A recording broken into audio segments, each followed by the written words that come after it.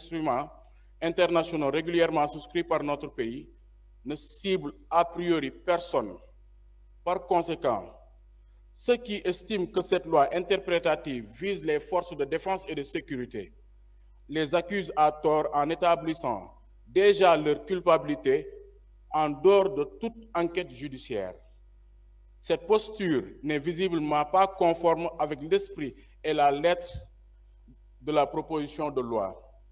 Néanmoins, ils ont rappelé que lors des événements politiques survenus entre 2021 et 2024 dans notre pays, le gouvernement avait annoncé l'existence de forces occultes à qui on imputait la commission de plusieurs actes répréhensibles. Au même moment, des personnes non identifiées et agissant aux côtés des forces de défense et de sécurité ont tiré à bout portant sur des manifestants au vu et au su de tout le monde. À ces faits viennent s'ajouter des contrats d'armement qui ont été passés par des autorités exécutives en violation des règles budgétaires, comptables et de passation de marchés publics. Au regard de la gravité de tous ces faits, les responsabilités doivent impérativement être situées et les auteurs traduits devant les juridictions compétentes, ont-ils déclaré. En outre, il est estimé que, bien que des dégâts matériels aient été enregistrés lors des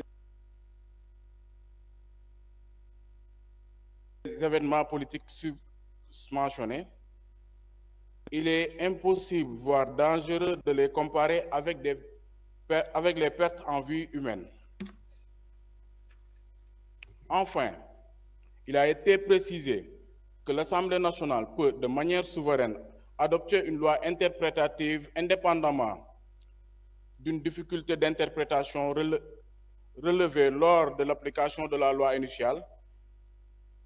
En réponse aux interpellations exprimées, notre collègue Amadouba numéro 2 est largement revenu sur le contexte et l'objet de la proposition de loi interprétative.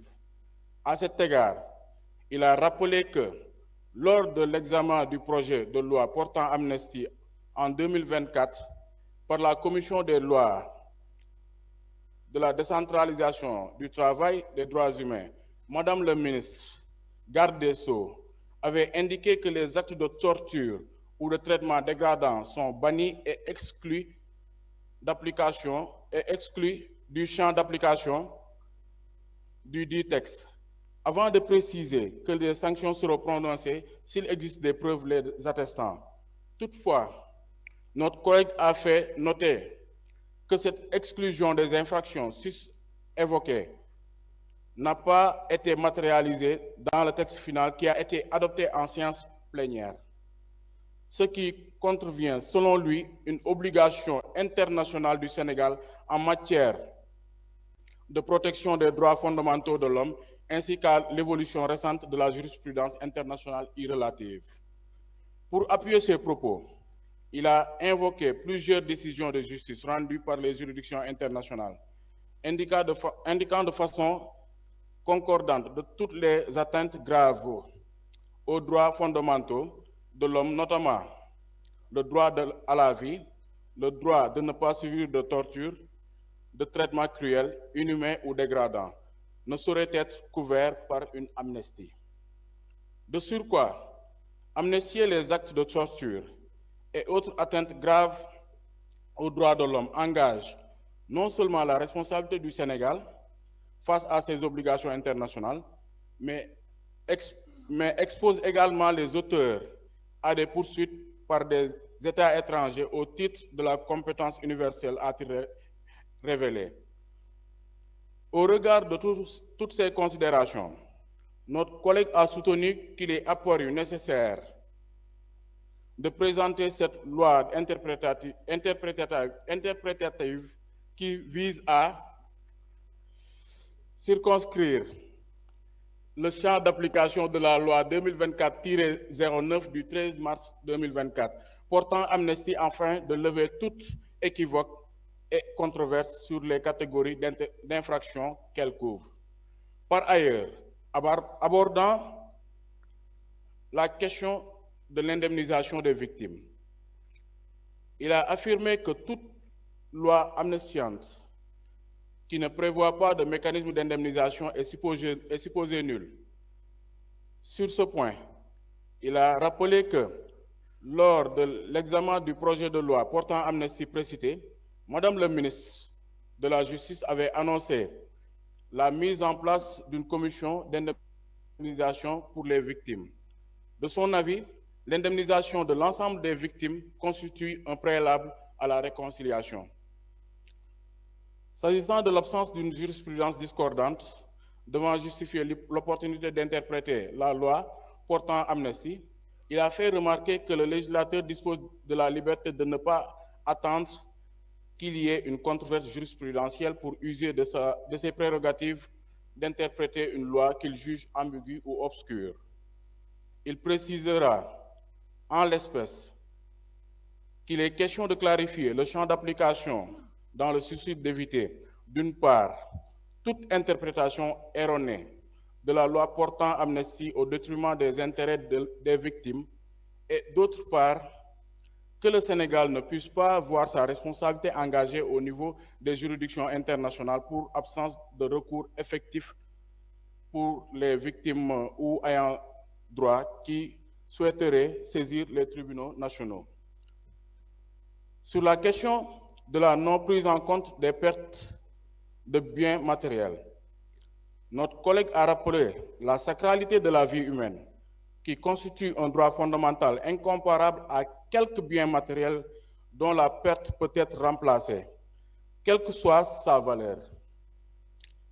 C'est ce qui justifie que cette proposition de loi vise uniquement les atteintes graves aux droits de l'homme. Relativement à la question de l'incidence financière, il a soutenu que le propre d'une loi interprétative consiste à ne pas ajouter ou retrancher dans la loi qu'elle interprète.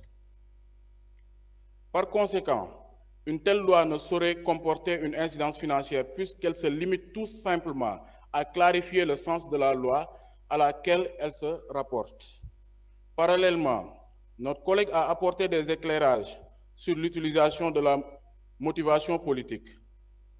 À ce propos, il a souligné que cette expression se trouve déjà dans le texte de la loi du 13 mars 2024 portant amnistie, conformément à son article 1er, dès lors qu'une personne peut justifier que son action comporte une motivation politique et se rapporte à des manifestations politiques.